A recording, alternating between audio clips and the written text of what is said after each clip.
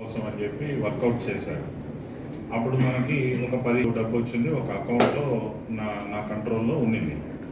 అయితే మనం ఏదన్నా దాన్ని పెద్ద ఎత్తున చేయడానికి చిన్న మొత్తం కాబట్టి పెద్ద ఎత్తున ఏమైనా చేయడానికి సరిపోదు. సరే, మనం దాన్ని బెస్ట్ యూటిలిటీ ఎక్కడ చేద్దాం, బెస్ట్ యూటిలైజేషన్ అన్నప్పుడు డిఎంహెచ్ఓ గారు ఈ అవసరం ఒకటి ఉంది అని మన దృష్టికి తీసుకొని వచ్చారు. సరే, ఇంతకన్నా అర్హత ఉన్నోళ్ళు ఇంకెవరు లేరు, వీళ్ళకి మనం సాయం ఖచ్చితంగా చేయొచ్చు అని చెప్పి ఆ డబ్బుల్ని వీళ్ళ కోసం ఉపయోగించి మనం దాదాపుగా ఒక్కొక్కరికి 12 కేజీల దాకా వస్తుంది.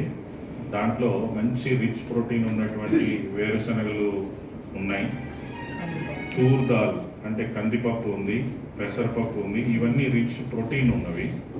అట్లానే కుకింగ్ ఆయిల్ ఉంది, గ్రౌండ్ నట్స్ అంటే పల్లీలు కూడా ఉన్నాయి, జాగరీ ఉంటుంది, ఎగ్స్ ఇస్తున్నాం, వీట్ ఫ్లోర్ అంటే గోధుమ పిండి ఇస్తున్నాం, రాగి ఫ్లోర్ ఇస్తున్నాం, చిక్ పీస్ ఇస్తున్నాం, అదేవిధంగా ప్రోటీన్ పౌడర్ కూడా ఇస్తున్నాం. అది 1/2 కేజీ ఏదో డబ్బా ఉంటుంది. అది అదర్ లోకల్గా అవైలబుల్ ఉన్నటువంటివి కూడా మనం ఇస్తున్నాం.